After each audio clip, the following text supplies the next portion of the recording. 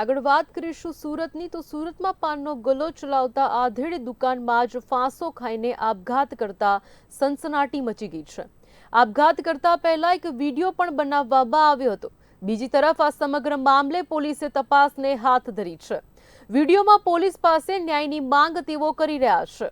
વિડીયોમાં એક વ્યક્તિએ તેની પત્નીના નગ્ન ફોટા વાયરલ કરી દેતા આ પગલું ભરી દીધું હોવાની જાણકારી સામે આવી છે। મળતી માહિતી અનુસાર મૂળ દ્વારકા જિલ્લાના ભાણવડ તાલુકાના વતની અને હાલ કતારગામ જિલ્લામાં આવેલા વિજયનગરમાં વાલજીભાઈ દેવાભાઈ ચુડાસમા, જેમની ઉંમર 50 વર્ષ, પરિવાર સાથે તેઓ રહેતા હતા।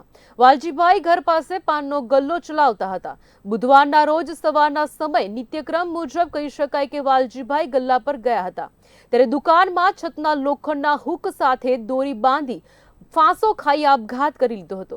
આ બનાવ અંગે ચોક બજાર પોલીસે અકસ્માત મોતની નોંધ કરી વધુ તપાસને હાથ ધરી હતી।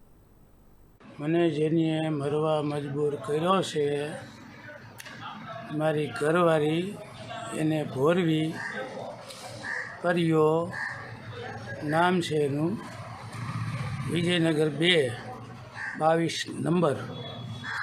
પહેલાં બીજા માળે દેશી દારૂનો ધંધો કરે છે। એને કોઈ પણ લાલચ આપી મારી ઘરવાળીને નગ્ન ફોટા પાડી અને એને રિલે કર્યા। અટાણે સુરતમાં એ ફોટા ફરતા થયા છે। મને એક બીજા માણસોએ જે ફોટો બતાડ્યો એની કારણે મને આપઘાત લાગ્યો છે અને હું આ પગલું ભરું છું।